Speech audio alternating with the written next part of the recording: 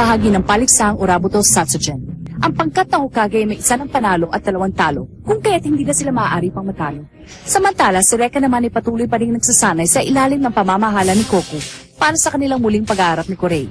At upang muling mabuhayan ng pag-asa, kailangan maipanalo ni Lorcan ang susunod na laban. Ikalawang pagtatagpo, Reka laban kay Kurei. Sinisimulan na natin ngayon ang ika-4 na laban. Si Joker na ba ang tuturog sa natitirang pag-asa ng Hokage team? O magpapatuloy ba silang kapag manalo si Lorcan Kogane? Mabilis ka pala, Bubuet. Kogane Anki! Ikalawangan nyo! Pew!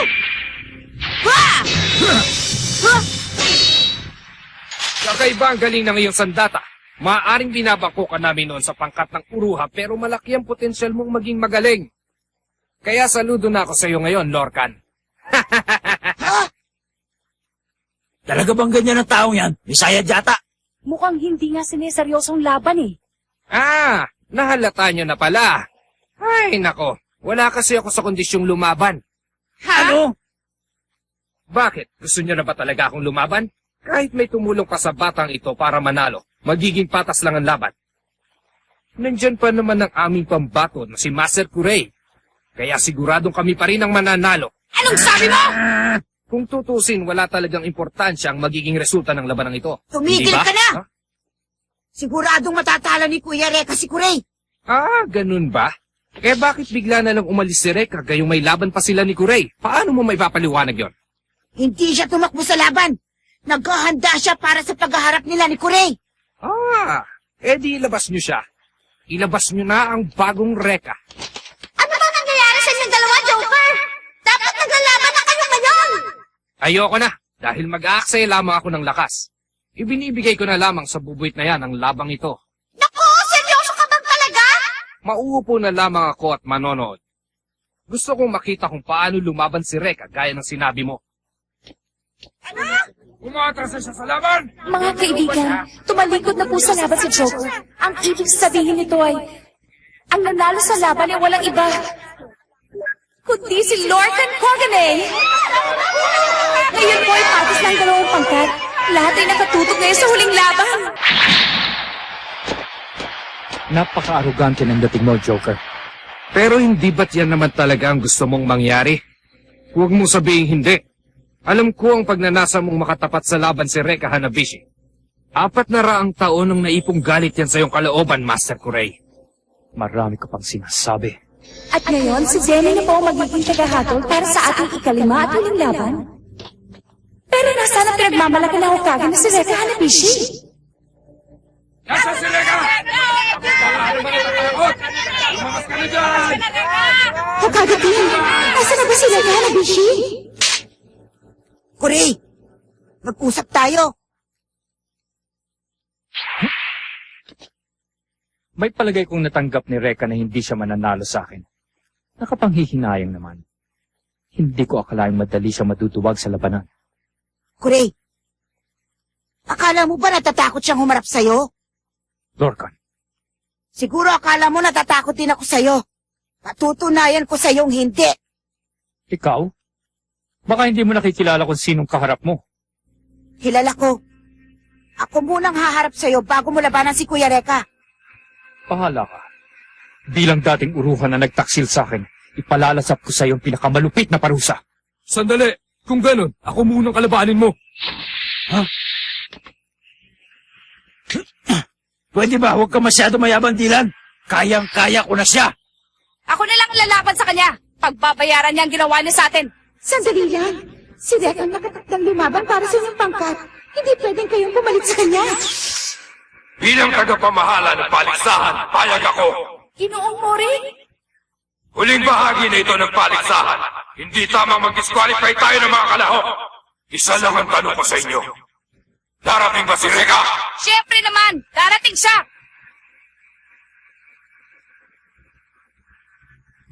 Kung ganun, binibigyan ko pa kayo ng huling pag-asa. Lahat kayo ay lalaban kay Kurei hanggang sa dumating si Reka. Pero kapag natalo na kayong lahat ni Kurei at wala pa rin si Reka Hanabishi, wala kayong magagawa kung di tanggapin ang inyong pagkatalo. Ano? Maaaliw na ako ng gusto ngayon. Huwag mo silang bigyan ng pagkakataon. Gamitin mo ang paligsahan ito para durugin sila. Gusto kong marinig sa kanilang mga bibig ang pagmamakaawa. Tumahimik ka! Ano? Aking ama, bakit hindi ka nalang tumahimik at hayaan kami maglaban? Kurey! Sinabi ko na sa oras na makialam ka, hindi ako mangingiming tapusin ka! May lakas ka na pala ng loob para suwayin ako, ha? Kurey, bawiin mo ang sinabi mo dahil kung hindi ako magdadalawang isip na tapusin ka! Kailangan mo ring maunawaan na kapag itinuloy mo ang balak mong yan, matatapos na rin ang iyong buhay. Walang utang na loob! Huwag kang mag-alala. Tutuparin ko pa rin ang pangakong binitiwan ko sa iyo. Aaliwin muna ako ng pangkat ng Hokage at pagkatapos, maaari na ring mapasa iyo ang manggagamot na si Ana Yanagi. Subalit huli na ito, dahil hindi na ako lalaban para sa iyo. Pagkatapos ng araw na ito, pinuputol ko na ang anumang ugnayan nating dalawa. Ikaw ang bahala kung yan ang gusto mo. Pero tandaan mo ito, hindi ikaw ang pinakamalakas na nilalang. Dahil hawak ko ang tunay na kapangyarihan! Ngayon, simulan na natin. Kurey, sabihin mo sa akin, ano ba talagang pinaglalaban mo? Maaring hindi ko pa maiintindihan sa ngayon. Pero bakit kailangan mauwi sa ganitong lahat? Upang muling ibangon ang ating mundo, sumama ka na sa akin. Mula ngayon, ituturo kitang parang tunay kong kapatid. Kuya Kurey! Alam kong may kabutihan ka pa rin natitira sa loob mo. Pero kailangan mo lang itong itago, hindi ba? Ngayong tumiwalag ka na kay Ginoong Augustus Mori, pwede ka nang hindi maging masama, Kuya Kurey. Tama ba ako? Ano? Sabihin mo, tama ako! Lorcan, yan lang ba ang gusto mong sabihin? Ha? Yung sagot ko!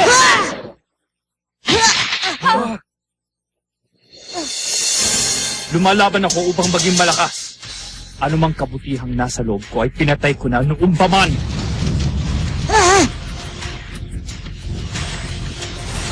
Ibang klase! Ang apoy! Apoy din ang kanyang kapangyarihan. Pero hindi katulad ng apoy ni Reka. Ang apoy ni Kurey ay parang katulad ng isang malamig na apoy. Malamig na apoy? Sige, pagbibigyan kita. Sa bagay, isang hangal lamang ang susunod sa taong nag-iwan sa kanya mga kasama. Sa palagay mo ba'y babalikan pa kayo ni Reka? Tumahimik ka na!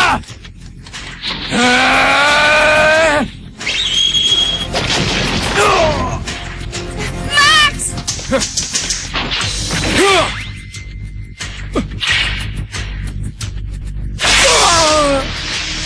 Anino? Nalilang ka ng sarili mong ginagawa. Minamadali niyo na ba ang inyong buhay o nag-aalala kayong baka hindi na nga siya dumating? Humanda ka sa akin ngayon! Ah! Ah! Nagkamali kang sumali sa kanila. Tapos ka na!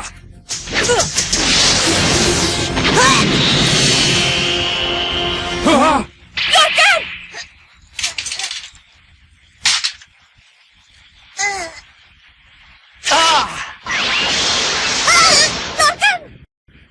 Hindi! Hindi! Ano yun?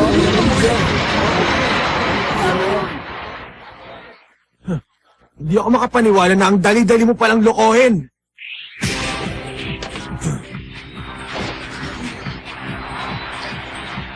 Kuya Reka! O ano, bilib ka na ba ngayon sa kaya kong gawin, Kurey? Ito isang ilusyon. Yan ang aking Illusion Flame Dragon. Si Rui ang Katanashi. Ayos, Reka! Nakabalik ka rin sa wakas! Pasensya ka na, Lorcan, kung medyo natagalan ako, ha? Pero palagay ko, kaya ko nang harapin si Kurey ngayon. Walang problema. Basta huwag kang patatalo, ha? Hindi ako patatalo, no? May tungkulin ako bilang ninja sa aking prinsesa.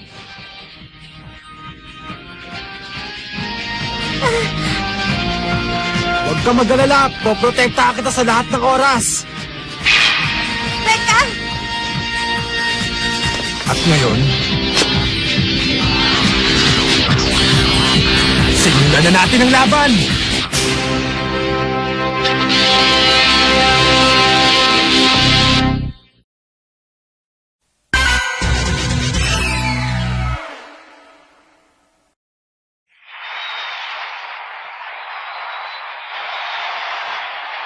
Mukhang matinding pagsubok ang dinaanan niya. Teka muna, Reka. Anong klase bang pagsasanay ang ginawa mo para sa labang ito? Wala naman. Napasobra lang yata ako ng pagsasanay para makasigurong matatalo ko na si Kuray. Sumali ako sa paligsaang ito para sa iyo, Kuray. Dahil ngayon ang huling araw na makikita ko ang napakasama mong mukha. Tumahimik ka na, kutong lupa. Nagsanay ako mabuti bilang paghahanda sa ating paghaharap. Tapos yun pala iinsultuhin mo lang ako. Siguro ganyan din ang tingin mo kay Lorca noon. Masahol pa sa kapatid ang turing niya sa'yo noon. Nagtaksil siya sa uruha, kaya dapat lang naparusahan siya. Sama mo. At ngayon, ang laban sa pagitan ni Nakuri at Reka para sa huling laban ng paligsahan. Huling laban? Simula na! Umanda ka!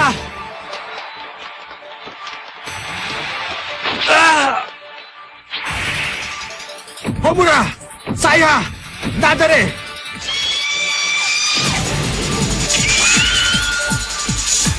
Flame Dragon Combo! Yeah!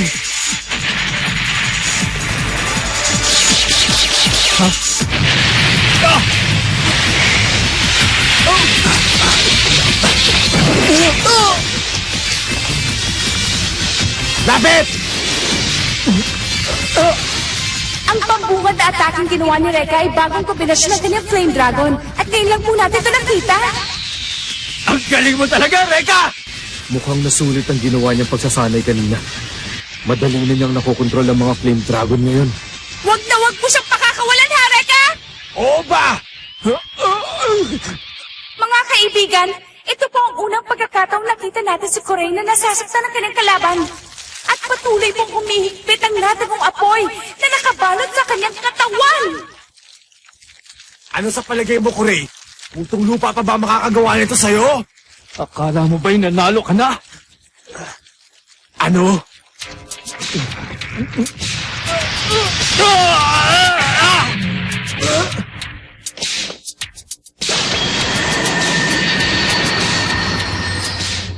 Nako naman, lumang tugtugi na yan eh. Setsuna! Naloko na. Tinawag na ni Reka si Setsuna.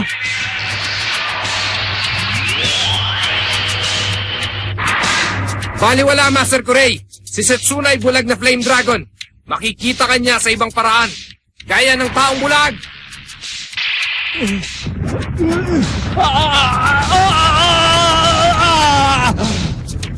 Ang galing.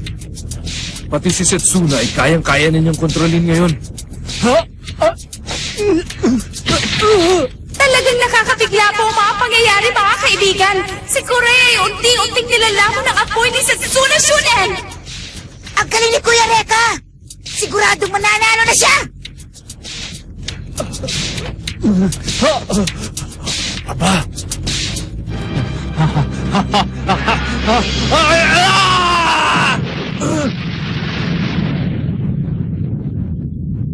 Ha? Ano nangyari? Ang apoy ng dragong si Setsuna. Natalo! Siguro naman may baka pang pinag-aralan sa iyong mga pagsasanay. Ang isang taong kumokontrol sa apoy ay hindi madaling magagapi ng apoy. Nakapanghihinayang. Kahit naabot mo na ang antas na iyong kinalalagyan, hindi mo pa rin ako matatalo ng lubusan. Buhay ako hanggat hindi namamatay ang apoy na pumuprotekta sa akin. Teka, kilala ko yan ah! Nakita ko na yan minsan! Kurenay! Siya yung babaeng pinaslang ni Ginoong Augustus Mori. Tataka nga ako kung bakit hindi mo pa inilalabas si Kurenay. Pero nung huli kami nagkita, hindi pa rin niya ako natalo, kahit na mahina pa ako nung lumaban. Mahal kong Kurenay, ito na ang araw mo. Durugin mo na siya!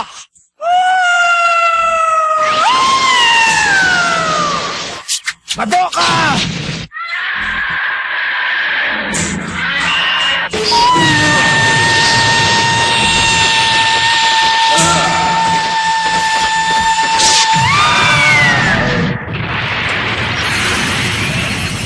Ang harang na ginawa ni Madoka! Nasira! Reka!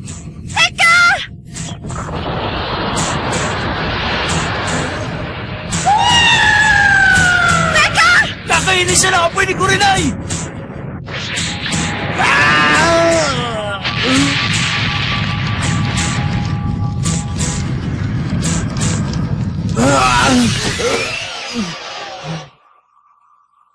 Reka, dito magwawakas ang lahat. Lasapin mo ang sakit ng mawala ng minamahal sa buhay.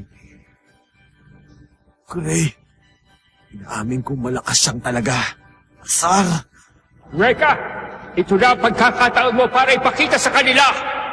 Ang boses na yun, galing sa matandang si Coco. Tawagin mo na ang lahat ng 7 dragon. Pag nagawa mo yan, doon lamang lalabas ang ikawalong dragon.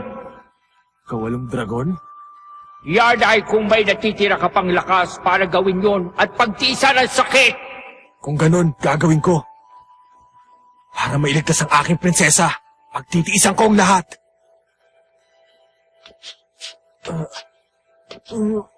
Reka! Ha? Nakatayo siya!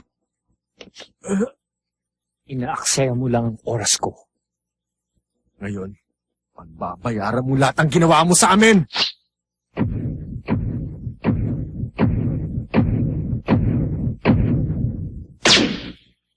Seven Dragons, labas!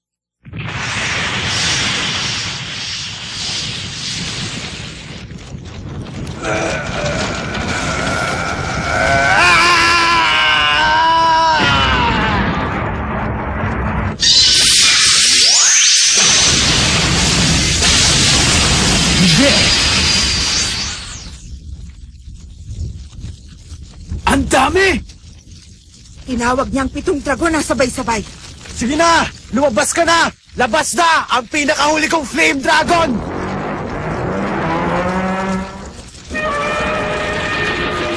Yan ang ikawalong dragon. Salamat, Obeshi! Salamat at lumabas ka na rin! Nagkakamali ka, Reka. Hindi ako lumabas para tulungan ka sa iyong laban. Ano? Lumabas ako para manood. Ikaw at si Kurei. Ang laban ng dalawang magkapatid. Dahil ang mananalo sa labang ito, ang siyang magiging tunay na Flame Master. Ano, Reka? Kung nais mong makamit ang aking kapangyarihan, talunin mo siya sa abot ng iyong makakaya. Iniwan ka na ng natitira mong pag-asa. Tapos ka na ngayon, Reka. Kung ganon, wala na akong ibang paraan kundi...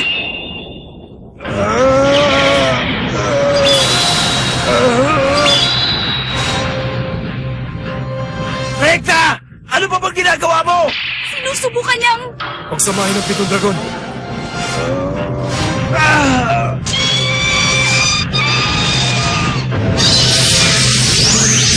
Ano yan?